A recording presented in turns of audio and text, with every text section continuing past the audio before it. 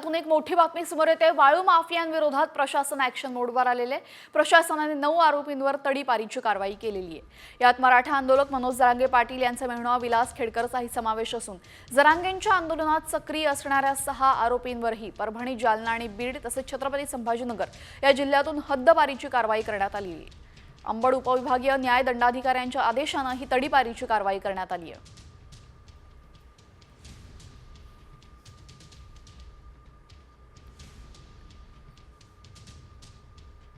फडणवीसजवळ धनंजय मुंडेसारखी टोळी पैसे कमिणारी काढणारी ती म्हणन एखाद्या वेळेस की मग पाहुण्यामुळे उठला काय हो म्हणून एखादं तोंड बंद करायसाठी केलं असत। मला पाहुणा रावळा काही नाही। माझ्यासाठी कुटुंब महत्वाचं नाही। मी कुटुंब खाली उतरलंय आंतरवलीची व्यासपीठाहून।